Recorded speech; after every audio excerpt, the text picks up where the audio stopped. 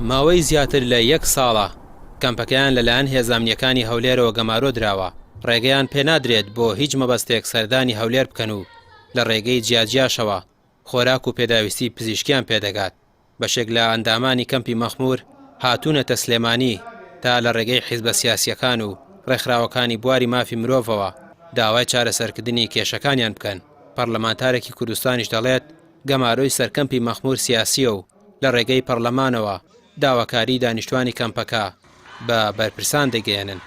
ئەم هەڵوێستە بەرامبەر بە کەمپی مەخمور هەڵوێستێکی سیاسیە و بەداخەوە ئەم 12,000 دانیشتووە کە خۆی لە 3400 خێزاندا دەبینێتەوە لە ڕۆژێکی زۆر خراپان ئەوانە نەخۆشەکانیان وەک پێویست ڕێگەیان پێنادەم بچێتە ناو نەخۆشخانەکانی هەولێر.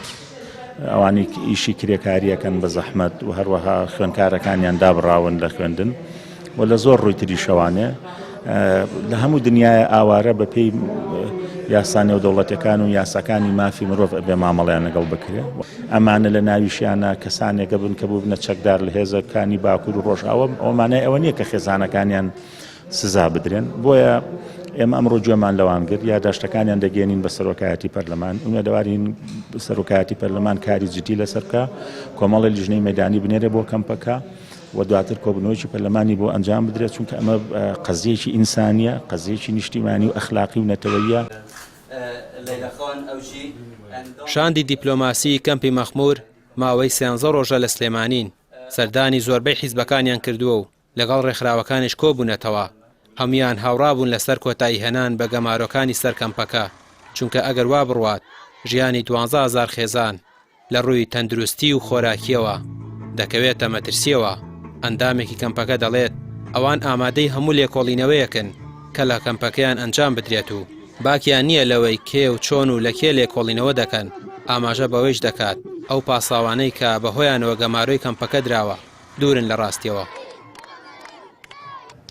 بێگومان ئەوە قامپەمەژە هەر کەسێ ڕێڤەکریە و چەندین کانادە تەلەڤزیۆن و UN و هەیەتێ پارلەمانتوێن هەرێمێ کوردستانê û هەیەتên dewleta Iraqê ser bi Wezaretê Navxwayî û Koç û Koçberan ve serdanê qampêkirine qenalên televîzyonê wekî Kurdî û yê navdewletî her tim serdanê qampêkirine û raporê wêne amade kirine tiştek wisa nîne em li serdana xwe ku ev 13 roje li şarê Silêmanî jî li gel hemû layenên siyasî û rêxirawa jî hemû nêrîn û qenaet ev e ku ev biryara li ser me hatî danîn biryarekê قانونی نییە بریارێکی یا حکوومەتە هەرێما کوردستانی نینە بریارێکی سیاسی یا سەر بە پارتیە پەدەکیوەیە.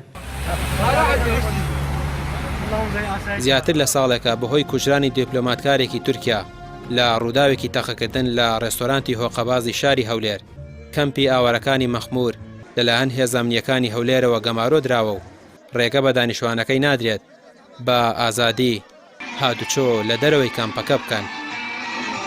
ڕامێر عوسمان، کەناڵی پێام، سلێمانی.